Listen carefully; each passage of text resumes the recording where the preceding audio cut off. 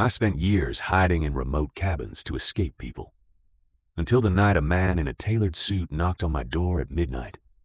He looked like he was heading to a boardroom, but he was standing in the middle of a dead forest. And the worst part wasn't that he was there. It was that he already knew my name. I've always been a ghost in my own life. My social anxiety was so suffocating that I started renting secluded cabins every weekend. Just me, my books, and the silence. It was my paradise, until it became my cage. It happened on a Friday in late October. During a hike that afternoon, the woods felt heavy. I kept hearing it, the deliberate snap of a branch behind me.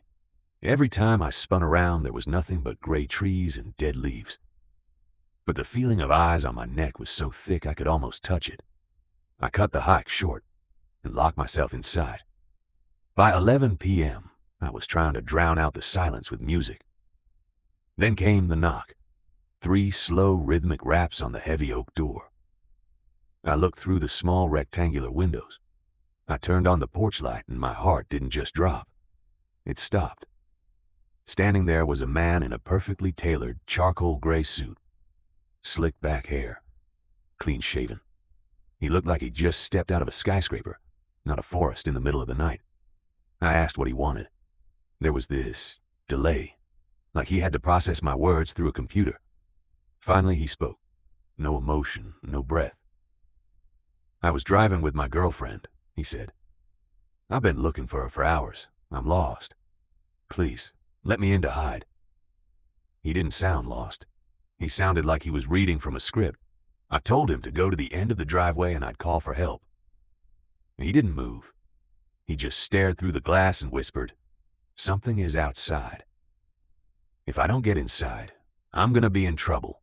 I grabbed my phone to call 911, and that's when the banging started. It wasn't a knock anymore. It was a violent, rhythmic pounding that shook the walls. I ran back, screaming at him to leave, but I stopped when I heard it. He was laughing, a high, wheezing sound that didn't match his face. He leaned in until his nose was touching the glass, his eyes wide and vacant. "Come on, Victor," he whispered. "Just open the door already." My blood turned to ice. I had never seen this man in my life. The police arrived 15 minutes later, but the driveway was empty. No footprints, no car. Just the officer standing by my truck, looking shocked. All 4 of my tires had been slashed. He hadn't just been standing at the door. He had been circling me, waiting. I never went back. I don't do cabins anymore. Because every time I see a man in a suit or a window at night, I wonder, how many other names does he know? And is he still out there, waiting for someone else to open the door?